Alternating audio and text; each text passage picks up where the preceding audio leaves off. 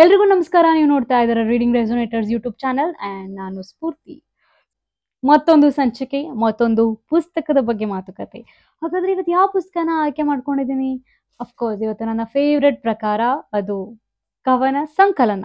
ಇವರು ಕೂಡ ಕನ್ನಡ ಸಮಕಾಲೀನ ಬರಹಗಾರರಲ್ಲಿ ನನಗೆ ತುಂಬಾ ಇಷ್ಟ ಆಗುವಂತಹ ಕವಿ. ಅಂಡ್ ಕವಿತೆ ಅಂದ್ರೆ ಬರೀ ಪ್ರಾಸ ಅಲ್ಲ, ನೆನ್ಪಿಡ್ಕೊಳ್ಳಿ. ಯಾರ್ಯಾರು ಎಷ್ಟೋ ಜನ ಹೇಳ್ತಾರಲ್ಲ, ಅವಳು, ಅವನು, ನಾನು, ನೀನು, ಹಾಲು, ಜೇನು. ಸೊ ಈ ತರ ಎಲ್ಲ ಬರಿತಿರಲ್ಲ, ಇದೆಲ್ಲ ಇನ್ಸ್ಟಾಗ್ರಾಮ್ ಕವಿಗಳಂತ ನಾನು ಅಂತೀನಿ. ಸೊ ಈ ತರ ಬರಿಬೇಡಿ. ಕವಿತೆ ಅಂದ್ರೆ ಯಾವತ್ತೂ ಪ್ರಾಸ ಅಲ್ಲ. ಕವಿತೆಗಳಲ್ಲಿ ಹಸಿವು ಇರಬೇಕು, ಪ್ರಾಸ ಮಾತ್ರ ಅಲ್ಲ. ಹಾಗೆ ರೂಪಕಗಳು ಇರಬೇಕು, ಭಾವ ಇರಬೇಕು. ನೀವೊಂದು ಕವಿತೆ ಓದಾದ್ಮೇಲೆ ಒಬ್ನಿಗೆ ಕಾಡ್ಬೇಕು, ಮತ್ತೆ ಮತ್ತೆ ಕಾಡ್ಬೇಕು. ನೀವು ಅಲ್ಲೆಲ್ಲೋ ಫ್ಲೈಓವರ್ ಮೇಲೆ ಹೋದಾಗ ಈ ಸಾಲುಗಳು ನೆನಪಾಗ್ಬೇಕು, ಓದಿದ ಸಾಲುಗಳು ನೆನಪಾಗ್ಬೇಕು. ಸೊ ನನ್ನ ಪ್ರಕಾರ ಕವಿತೆಗಳಂದ್ರೆ ಕಾಡುವಿಕೆ. ಅದು ನಿಮ್ಮನ್ನ ಎಷ್ಟು ಸೆಣಸಾಡುತ್ತೋ, ಅದ್ರ ಜೊತೆ ನೀವೆಷ್ಟು ಸೆಣಸಾಡ್ತೀರೋ ಅದು ಕವಿತೆಗೆ ಸಿಗುವಂತಹ ಸಾರ್ಥಕತೆ ಅಂತ ನಾನ್ ನಂಬಿರೋದು. ಸೊ ಇಷ್ಟೆಲ್ಲ ಮಾತಾಡ್ತಿದ್ದೀನಿ ಅಂತಂದ್ರೆ ನನಗೆ ಈ ಬರಹಗಾರ ಅಷ್ಟೇ, ನನಗೆ ಒಂದು ಕವಿ ಈ ತರನು ಬರೀತಾರ ಅನ್ನೋದು ನನಗೆ ತುಂಬಾ ಕಾಡಿದ್ದು. ಅದು ಬೇರೆ ಯಾವುದು ಅಲ್ಲ, ವಿಲ್ಸನ್ ಕಟೀಲ್ ಅವರ ನಿಷೇಧಕ್ಕೊಳಪಟ್ಟ ಒಂದು ನೋಟು ನಂಗೆ ತುಂಬಾ ತುಂಬಾ ತುಂಬಾ ತುಂಬಾ ಇವತ್ತಿಗೂ ನಂಗೆ ಓದ್ಬೇಕು ಅಂತ ಅನ್ಸೋ ಅಂತಹ ಕವನ ಸಂಕಲನ. ಸೊ ಈ ಕವನ ಸಂಕಲನದ ಬಗ್ಗೆ ಇವತ್ತು ಮಾತಾಡ್ತಾ ಇದ್ದೀನಿ. ನಾನು ಇದನ್ನ ಓದಿದ್ದು 2023ರಲ್ಲಿ. ಸೊ ಅಂದ್ರೆ ಹೋದ ವರ್ಷ 2023ರಲ್ಲಿ ನಾನು ಫಸ್ಟ್ ಓದಿದ ಪುಸ್ತಕನೇ ಈ ಪುಸ್ತಕ. ಓಕೆನಾ? ಅಂದ್ರೆ ಜಾನ್ವರಿಯಲ್ಲಿ. ಅಷ್ಟು ಹಿಂದಿನ ತನಕ ಕವಿತೆ ಅಂದ್ರೆ ನನ್ಗೆ ಒಂದು ರೀತಿಯಾದ ಒಂದು ಒಪಿನಿಯನ್ ಅಥವಾ ಒಂದು ರೀತಿಯಾದ ಅಂತಹ ಒಂದು ಅನಿಸಿಕೆ ಇತ್ತು. ಅಂದ್ರೆ ಓಕೆ, ಕವಿತೆ ಅಂದ್ರೆ ಹಿಂಗ್ ಬರಿಬೋದು, ಓಕೆ ಅಂತ. ಬಟ್ ಇವ್ರ ಕವನ ಸಂಕಲನ ಓದ್ ಮುಗಿಸಿದ್ಮೇಲೆ ನನಗೆ ಅರ್ಥ ಆಗಿದ್ದು, ಕವಿತೆ ಅಂದ್ರೆ ಹಿಂಗೂ ಬರಿಬೋದಾ ಅಂತ. ಅಂದ್ರೆ ಸಶಕ್ತವಾದ ಬರವಣಿಗೆನ ನಾನು ಇಲ್ಲಿ ಕಂಡೆ. ಅಂದ್ರೆ ಕವಿಯಾಗಿ ಏನ್ ಹೇಳಕ್ ಹೊರಟಿದ್ದಾರೆ ಅದನ್ನ ಯಾವ್ಯಾವ ಉದ್ದೇಶ ಇಟ್ಕೊಂಡು ಅಥವಾ ಯಾವ್ದ್ಯಾವ್ದು ರೀತಿಗಳಲ್ಲಿ ಹೇಳ್ಬೋದು ಅನ್ನೋದನ್ನ ತುಂಬಾ ಚೆನ್ನಾಗಿ ಇಲ್ಲಿ ವಿಲ್ಸನ್ ಕಟೀಲ್ ಅವರು ಹೇಳಿದ್ದಾರೆ. ಸೊ ನಂಗೆ ತುಂಬಾ ಇಷ್ಟ ಆಗಿದ್ದು. ಸೊ ನನಗೆ ಒಂದ್ ಕವಿತೆ ಅಂದ್ರೆ ಈ ಕವನ ಸಂಕಲನದಲ್ಲಿ ಅದೇ ನಿಷೇಧಕ್ಕೊಳಪಟ್ಟ ಒಂದು ನೋಟೆ, ಅದನ್ನು ಓದಿದಾಗ ಒಂದು ನೋಟು ಇಷ್ಟೆಲ್ಲ ಒಬ್ರು ಮನುಷ್ಯ ಅಂದ್ರೆ ಒಂದು ಬದುಕಿನಲ್ಲಿ ಇಷ್ಟೆಲ್ಲ ಪ್ರಭಾವ ಬೀರುತ್ತಾ ಅಂತಾನು ಅನ್ನಿಸ್ತು. ನನಗೆ ತುಂಬಾ ಇಷ್ಟ ಆಯ್ತು. ಅದಾದ್ಮೇಲೆ ಒಂದು ಹೆಣ್ಣಿನ ಬಗ್ಗೆ ಅಥವಾ ಒಂದು ಹೆಣ್ಣು ಹುಡುಗಿಯ ಬಗ್ಗೆ ಬರೀತಾರೆ, ಬಟ್ಟೆಗಳ ಬಗ್ಗೆ ಬರೀತಾರೆ.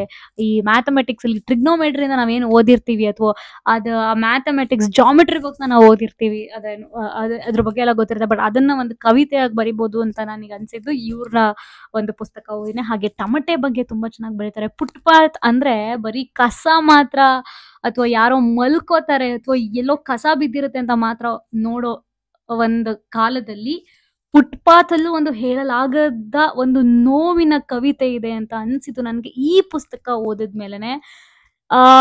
ಈ ರೀತಿ ಕವಿತೆಗಳನ್ನ ಬರಿಬೇಕು. ಈ ಕವನ ಸಂಕಲನದಲ್ಲಿ ಇರುವ ಕವಿತೆಗಳು ಇದೆಯಲ್ಲ, ಇದು ಒಂಥರ ಸ್ಟ್ಯಾಂಡರ್ಡ್ ನ ಸೆಟ್ ಮಾಡಿದೆ.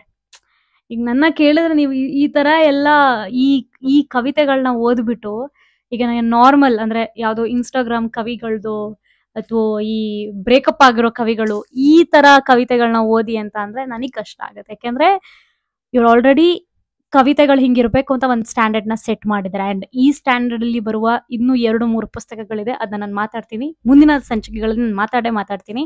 ಸೊ ಈ ರೀತಿ ಇರ್ಬೇಕು ಕವಿತೆಗಳಂದ್ರೆ. ಇಷ್ಟು ಗಟ್ಟಿತನ ಇರ್ಬೇಕು, ಕಾಡ್ಬೇಕು, ಅದ್ರೊಂದು ಪ್ರಬುದ್ಧತೆ ಇರ್ಬೇಕು, ಅದ್ರಲ್ಲಿ ಒಂದು ಹೇಳಲಾಗದ ಒಂದು ಪ್ರಶ್ನಾರ್ಥಕದ ಉಳಿಬೇಕು. ಸೊ ಅದೆಲ್ಲದು ಈ ಪುಸ್ತಕ ಎಲ್ಲದು ಎಲ್ಲ ಅಂಶಗಳನ್ನು ಮಾಡಿ ಈ ಪುಸ್ತಕ ಗೆದ್ದಿದೆ ಅಂತ ನಾನು ಹೇಳ್ತೀನಿ. ಮೇಡಮ್ ನಮ್ಗೆ ಈ ಪುಸ್ತಕ ಎಲ್ಲಿ ಸಿಗುತ್ತೆ ಅಂತ ನಂಗೆ ತುಂಬಾ ಜನ ಕೇಳ್ತಾ ಇರ್ತೀರಾ. ಬಟ್ ತುಂಬಾ ಕಷ್ಟ ಈ ಪುಸ್ತಕ ಸಿಗೋದು, ಯಾಕಂದ್ರೆ ಇದನ್ನ ಸಂಗಾತ ಪುಸ್ತಕದಲ್ಲೇ ನೀವು ಕೇಳ್ಬೇಕು. ಸೊ ಅವರ ನಂಬರ್ ನಾನು ಕೆಳಗಡೆ ಡಿಸ್ಕ್ರಿಪ್ಷನ್ ಬಾಕ್ಸ್ ಅಲ್ಲಿ ಹಾಕಿರ್ತೀನಿ. ಸೊ ದಯಮಾಡಿ ತಗೊಳ್ಳಿ, ಯಾರು ಓದ್ಬೇಕು ಅನ್ಕೊಂಡಿದ್ದೀರಾ.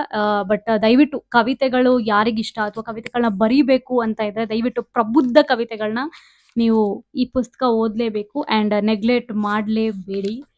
ನನಗೆ ಇನ್ನೊಂದೇನಂದ್ರೆ ಈ ಪುಸ್ತಕದಲ್ಲಿ ಒಂದು ಟಿಪ್ಪಣಿ ಬರೀತಾರೆ, ಅದು ನಂಗೆ ತುಂಬಾನೇ ಇಷ್ಟ ಆಯ್ತು.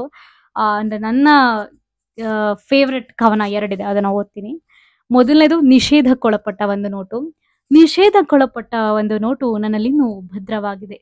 ಮೀನು ಮಾರುವ ಹೆಂಗಸಿನ ಬೆವರ ಉಪ್ಪು, ಮಾರುವ ಹುಡುಗಿಯ ಬೆರಳ ಕಂಪು, ಮಾಂಸದಂಗಡಿಯವನ ನೆತ್ತರ ಕೆಂಪು, ಹಾಲಿನ ಹುಡುಗನ ಬಿಸಿಯ ಹೆಪ್ಪು, ಪಿಂಚಣಿಗೆ ಕಾದು ಹಣ್ಣಾದ ಮುದುಕಿಯ ಮುಪ್ಪು, ಹವಾನಿಯಂತ್ರಿತ ಲಕಾರುಗಳ ತಂಪು, ದೇಹವನ್ನೇ ತನ್ನ ಬೆಲೆಗಿಳಿಸಿದ ವೇಶ್ಯೆಯ ಒಪ್ಪು, ಕಾಣಿಕೆ ಹುಂಡಿಯೊಳಗಿನ ಕತ್ತಲ ಕಪ್ಪು, ಎಲ್ಲವನ್ನೂ ಅನುಭವಿಸಿ ಸೆವೆದು ಸವೆದು ಮಾಸಿ ಸುಕ್ಕಾಗಿ ಅಪ್ಪನ ಕೈ ಸೇರುವಾಗ ಗಾಂಧಿಯ ಹರಿದ ನಗುವಿಗೆ ತೇಪೆ ಹಾಕಲಾಗಿತ್ತು. ಕೆಲ ಕಾಲ ಅವ್ವನ ಸೆರಗಿನ ಗಂಟಿನಲ್ಲಿ ಶುಶ್ರೂಷೆಗೊಳಪಟ್ಟ. ನೋಡಿ ಎಷ್ಟು ಅಂದ್ರೆ ಅವ್ವನ ಸೆರಗಿನ ಗಂಟಿನಲ್ಲಿ ಶುಶ್ರೂಷೆಗೊಳಪಟ್ಟ ಅಂದ್ರೆ ಒಂದು ಮಗುವಿನ ಭಾವ ಒಂದು ನೋಟಿಗೆ ಇವರಲ್ಲಿ ತಂದಿಟ್ಟಿದ್ದಾರೆ. ಇನ್ನೇನು ಹೊಟ್ಟೆ ಹಸಿವಿಗೋ ಬಟ್ಟೆ ಬರೆಗೋ ಕೈ ಬದಲಿಸಬೇಕೆನ್ನುವಷ್ಟರಲ್ಲಿ ಹೇರಲಾಯಿತು ನಿಷೇಧ ಫ್ರಮ್ ಮೋದಿ ಗವರ್ನಮೆಂಟ್. ಅದೇ ನೋಟು ಇನ್ನೂ ನನ್ನ ಬಳಿ ಇದೆ. ಜೇಬು, ಪರ್ಸು, ಪುಸ್ತಕದ ಹಾಳೆಗಳ ನಡುವೆ ಬೆಚ್ಚಗೆ ಅದರ ಮೇಲೊಂದು ಕವಿತೆ ಗೀಚಿ ಅಮಾನ್ಯವಾಗುವುದನ್ನ ತಡೆಗಟ್ಟಿದ್ದೇನೆ ಅಥವಾ ತಡೆ ಹಿಡಿದಿದ್ದೇನೆ. ಎಷ್ಟು ಚೆನ್ನಾಗಿ ಬರ್ದಿದ್ದಾರೆ ನೋಡಿ. ಅಂದ್ರೆ ಇದನ್ನೆಲ್ಲ ಓದಿದಾಗ ಅನ್ಸೋದು ಈ ರೀತಿನೂ ಕವಿತೆ ಹುಟ್ಟತ್ತಾ ಅಂತ. ಸೊ ನಂಗೆ ಇದು ತುಂಬಾ ಇಷ್ಟ ಆಯ್ತು. ಅಂಡ್ ಇನ್ನೊಂದು ನನಗೆ ತುಂಬಾ ಕಾಡುವಂತಹ ಕವಿತೆ ಈ ಒಂದು ಪುಸ್ತಕದಲ್ಲಿ ನಾನು ಯಾವಾಗ್ಲೂ ಓದ್ತಾ ಇರ್ತೀನಿ. ನಾನು ಇದನ್ನ ಸ್ಕ್ರೀನ್ ಶಾಟ್ ತಕೊಂಡಿದ್ದೀನಿ. ನಾನು ಈ ಕವಿತೆದು ಫೋಟೋ ತಕೊಂಡಿದ್ದೀನಿ. ಅಂಡ್ ನಾನು ಗಾಡೀಲಿ ಬೆಂಗಳೂರಲ್ಲಿ ಯಾವುದೇ ಫ್ಲೈಓವರ್ ಮೇಲೆ ಹೋಗ್ತಾ ಅಥವಾ ನಡ್ಕೊಂಡು ಹೋಗ್ತಾನೆ ಒಂದು ಫುಟ್ಪಾತ್ ನೋಡಿದಾಗೆಲ್ಲ ನನಗೆ ಈ ಕವಿತೆ ತುಂಬಾ ನೆನಪಾಗುತ್ತೆ. ಅಂಡ್ ಮೋರೋವರ್ ಮೆಜೆಸ್ಟಿಕ್ ಅಲ್ಲಿ ಬಂದ್ರೆ ನನಗೆ ತುಂಬಾ ಕಾಡತ್ತೆ ಈ ಕವಿತೆ. ಯಾಕೆ ಅಂದ್ರೆ ಈ ಕವಿತೆ ಆ ತರ ಇದೆ, ಓದ್ತೀನಿ ಕೇಳಿಸ್ಕೊಳ್ಳಿ. ಕವಿತೆಯ ಶೀರ್ಷಿಕೆ ಫುಟ್ಪಾತು. ಈ ಫುಟ್ಪಾತ್ ಅನ್ನು ಪಾದಗಳಿಗಿಂತಲೂ ಹೆಚ್ಚು ಬೆನ್ನುಗಳು ಸ್ಪರ್ಶಿಸಿವೆ. ಈ ಫುಟ್ಪಾತಿಗೆ ಕಸಕ್ಕಿಂತಲೂ ಹೆಚ್ಚು ಕನಸುಗಳನ್ನು ಎಸೆಯಲಾಗಿದೆ.